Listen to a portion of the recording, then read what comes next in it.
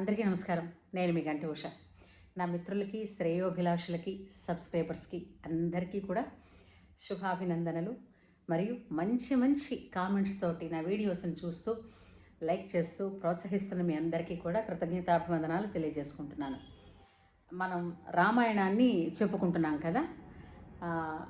ఆ విధంగా అంటే గత వీడియోలో ఎంతవరకు చెప్పుకున్నామంటే మందర కైకకి బాగా నూరిపోసింది. దశరథుణ్ణి ఏ వరాలు అడగాలో, ఎందుకు అడగాలో అవన్నీ విశదీకరించి బాగా తయారు చేసి ఆమెని అలకాగృహంలోకి పంపించింది.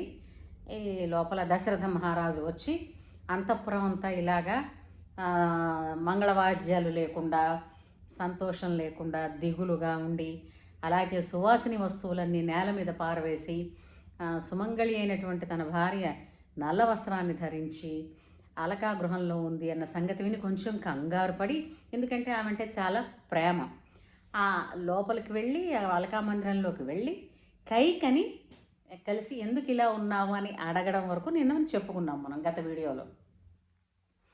ఈ రోజున దశరథుడు బతిమాలుతున్నాడు. ఏమైంది?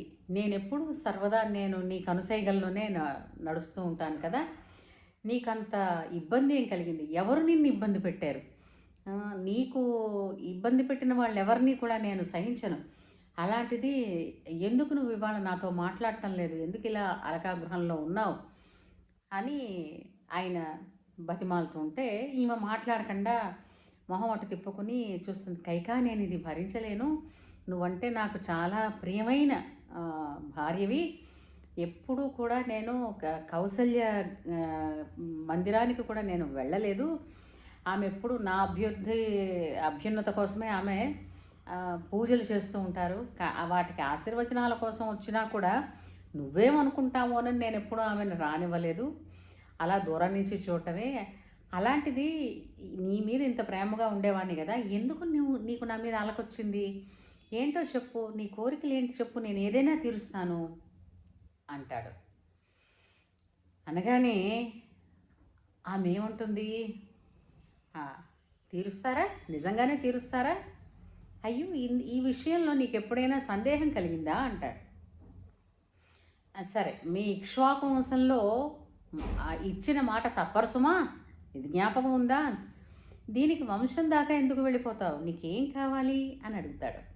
అడిగితే అలా కాదు, నువ్వు ముందు ఇస్తానని వాగ్దానం చేస్తే అడుగుతానంటుంది. నీ కోరిక ఏదైనా నేను తీరుస్తాను. కావాలంటే నాకు చాలా ప్రియుడైనటువంటి కొడుకు నా రాముడి మీద ఒట్టని చెప్తాడు తనంతటితో. చెప్పావు కదా, మళ్ళీ అడిగిన తర్వాత మాట తప్పకని ఆమె ఏమంటుంది? నేను ఒకప్పుడు నీకు యుద్ధంలో సహాయం చేశాను కదా, అప్పుడు నువ్వేమో నాకు 2 వరాలు ఇస్తానన్నావు కదా. అంటే అవును ఇస్తానన్నాను, నువ్వు అడగలేదే. నాకు ఎప్పుడు అవసరమైతే అప్పుడు అడుగుతానని చెప్పాను కదా, అవి ఇంతవరకు నేను అడగలేదు కదా. నిజమే, నువ్వు అడగలేదు, నీకు ఇస్తానని చెప్పిన మాట వాస్తవమే. అంటే అవి ఇప్పుడు అడుగుతాను. అడుగు. ఏం అడుగుతావు నీవు? నీకు ఏమిటి కావాలి? భూమి కావాలా, రత్నాలు కావాలా, రాసులు కావాలా? ఇవన్నీ ఆయన మాట్లాడతారు. నాకు ఇవేమీ అక్కర్లేదు. ఇచ్చిన 2 వరాల్లో మొదటి వరం కోరుతున్నాను. నన్ను ఇంతలాగా ఇబ్బంది, సస్పెన్స్లో అంటే మనం ఇప్పుడు సస్పెన్స్ అంటున్నాం కదా, ఈ ఉద్విగ్నతలో పడేయకు, చెప్పు ఏమిటా కోరిక అంటాడు.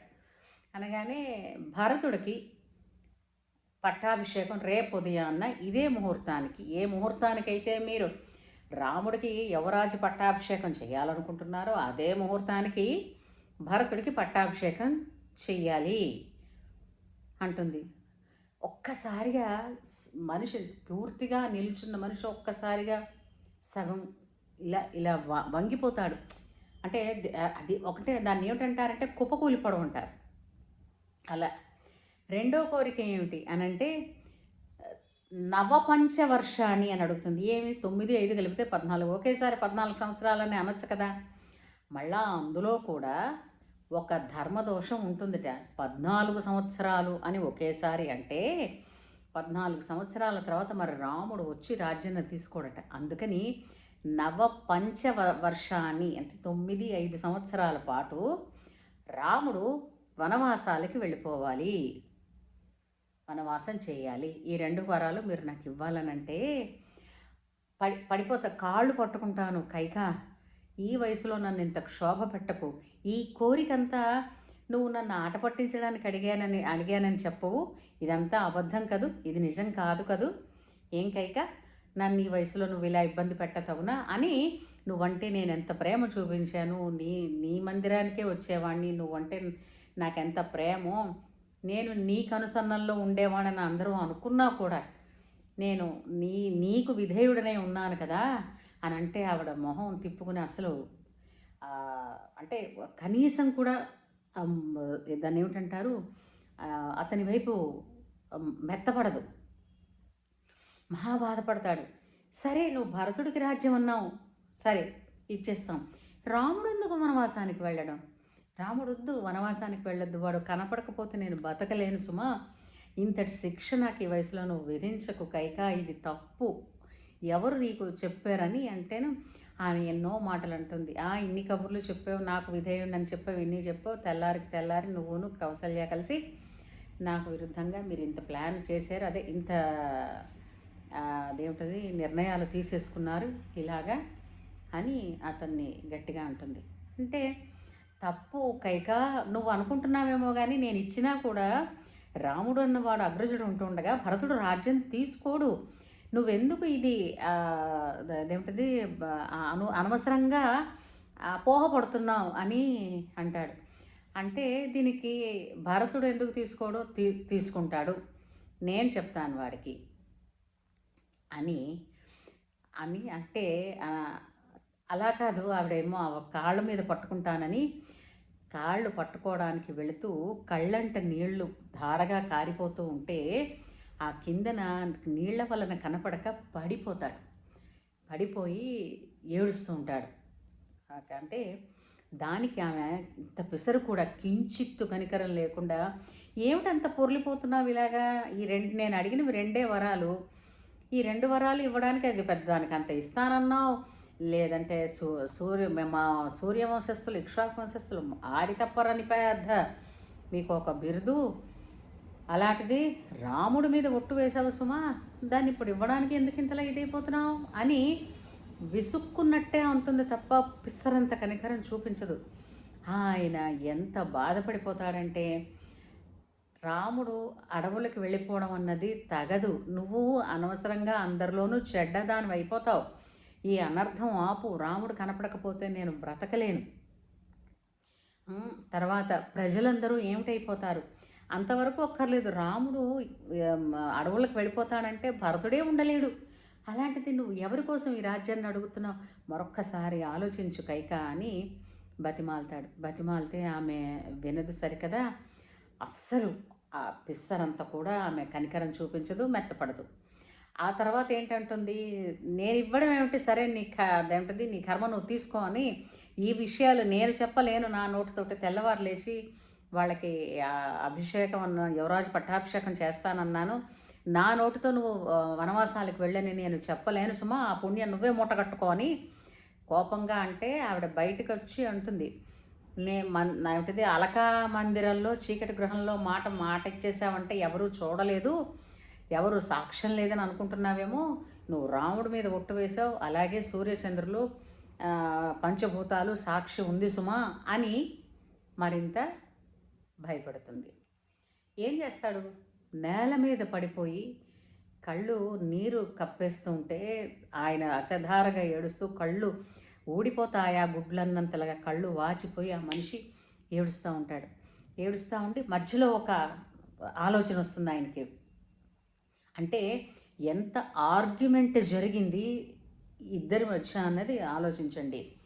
ఆయన ఏమన్నాడు తెలిసిందా, సరే అయితే నువ్వు రాముని రాజు చేయొద్దన్నావు అంతే కదా, సరే నేను సీతని యువరాజు పట్టాభిషేకం సీతకు చేసేస్తాను, రాముడు వనవాసాలు వెళ్ళి వచ్చేస్తాడు, ఏదైతే నేను రాజ్యం మాత్రం నేను భరతుడికి ఇవ్వను అని. అయితే రాజ్యం భరతుడికి అని అనడానికి ఇక్కడ ఒక కారణం ఉందండి. ఎందుకు, ఇప్పుడు మీకు విషయం తెలుస్తుంది, ఎందుకు భరతుడు వాళ్ళ తాతగారికి ఈ పట్టాభిషేకం గురించినటువంటి కబురు తెలియనివ్వద్దన్నాడు దశరథుడు అని. కైకని వివాహం చేసుకోవడానికి దశరథుడు వెళ్ళినప్పుడు కైక చాలా చిన్నపిల్ల, దశరథుడు చాలా పెద్దవాడు.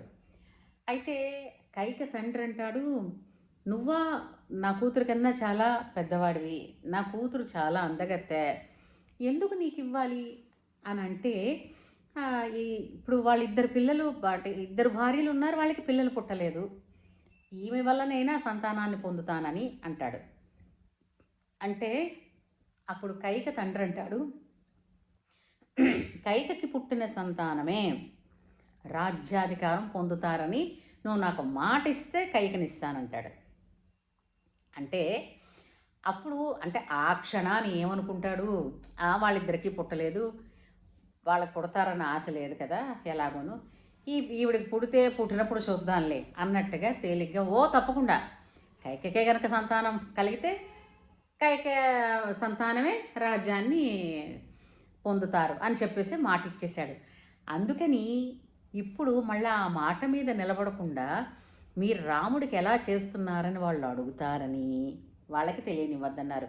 సరిపోని జనకుడికి ఎందుకు తెలియనివ్వద్దన్నారు అంటే, జనకుడు కూడా ధర్మాన్నే చెప్తాడు. ఏమయ్యా నువ్వు ఆనాడు వాళ్ళకి మాట ఇచ్చావు కదా, ఈరోజు రాముడికి ఎలా నువ్వు పట్టాభిషేకం చేద్దాం అనుకుంటున్నావు అని అడుగుతారని జనకుడికి కానీ అటు భరతుడి తండ్రికి కానీ తెలియనివ్వద్దని చెప్పారు.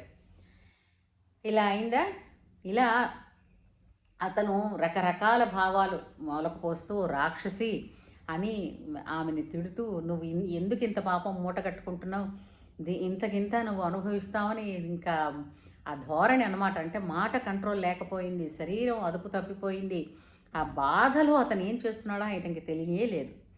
అలా ఉండగా ఇక్కడ అందరికీ ఎలా తెల్లవారింది, ప్రజలకి ఆ రాత్రి ఎలా తెల్లవారింది అంటే, తెల్లవారితే రాముడికి పట్టాభిషేకం అనుకుని పండగలు చేసుకుంటున్నారు.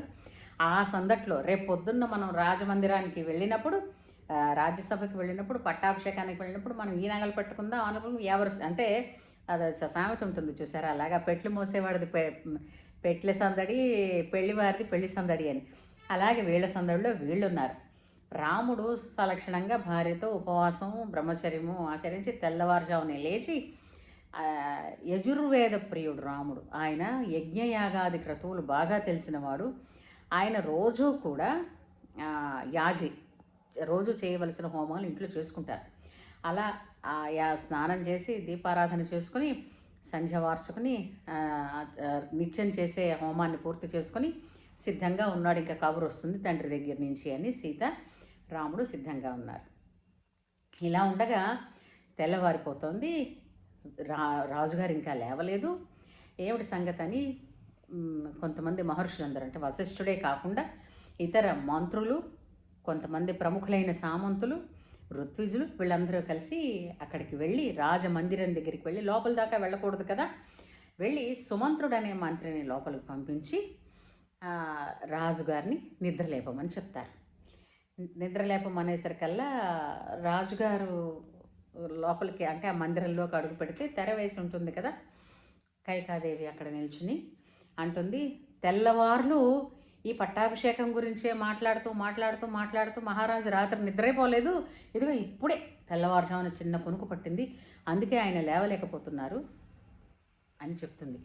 ఇటు పక్క చూస్తున్నాడు దశరథుడు, కానీ ప్రజలకు ఎలా మొహం చూపిస్తానని మొహం ఆ తెరల చాటున దాచుకుని ఆ కైకవేపు చూసి, ఓసి రాక్షసి, నేను ఇవే కబుర్లు చెప్పుకుంటూ ఆ సందట్లో సంతోషంలో నిద్రపోలేదా అని అనుకుంటూ ఉంటాడనమాట. అంచేత మీరు ఒక్క పని చేయండి, వెంటనే రాముల వారిని రమ్మని చెప్పండి అని అంటుంది. అనగానే అతను మహారాజు గారి మాట విందామని అని అంటేను వెంటనే అంటారు, ఆమె చెప్పిందిగా, అంటే ఆయన బాధ ఆయన చెప్పలేడు, ఆమె చెప్పిందిగా అది చెయ్యని. వెంటనే బయటకు వచ్చి, ఏమిటి రాజుగారు ఇంకా నిద్ర లేవలేదు అని అంటేను, ఇప్పుడే రాముల వారిని తీసుకురమ్మన్నారు అనుకుని బయలుదేరి వెళ్ళి సుమంతుడు రాముడిని, నాన్నగారు రమ్మంటున్నారు అని అనగానే అదేమిటిది రాముడు బయలుదేరి తన చుట్టుపక్కల స్నేహితులు ఉంటారు కదా, వాళ్ళందరూ ముందు కంగ్రాచులేషన్స్ ఉంటాయి కదా, అలా చెప్పడం, రాముల వారు రథం ఎక్కి నాన్నగారి దగ్గరికి, దశరథ మహారాజు మందిరానికి వచ్చి మందిరం బయట నిలుచుని ఉంటాడు. మందిరం లోపల దశరథుడికి పట్టమహిషులు అంటే రాణులు 3 కాకుండా 360 మంది భార్యలు ఉన్నారు. ఆ భార్యలందరినీ కూడా లోపలికి పిలిపించి ఉంచాడు. వాళ్ళందరినీ కూడా రమ్మని చెప్పాడు దశరథుడు. ఎందుకని అనంటే ఇంతమంది చెప్పినా మారుతుందేమో, ఇంతమందిలో ఎవరో ఒకరి మాట అయినా ఆమెకి తోచుతుందేమో, ఈ విపత్తు నుంచి దాటిస్తుందేమో, ఎవరైనా ఆమెని కన్విన్స్ చేయగలరేమో అన్న తాపత్రయంలో వాళ్ళని పిలుస్తాడనమాట. అంటే అందరి ముందు అంత పొరపాటుగా చెయ్యలేదు కదా, అంటే అంత రాక్షసులా బిహేవ్ చేయలేదు కాబట్టి అని పిలుస్తారనమాట. అయితే రాముల వారు వచ్చారన్న సంగతి లోపలికి తెలియపరచండి అని చెప్పి రాముడు అంతఃపురం బయట నిల్చుని ఉన్నాడు. మరొక వీడియోలో రాముణ్ణి లోపలికి రమ్మన్న పిలుపు ఇప్పుడు వస్తుంది. రాముల వారితో కైక దేవి ఏం మాట్లాడింది, ఇవన్నీ కూడా మరొక వీడియోలో మనం మాట్లాడుకుందాం. జై శ్రీరామ్.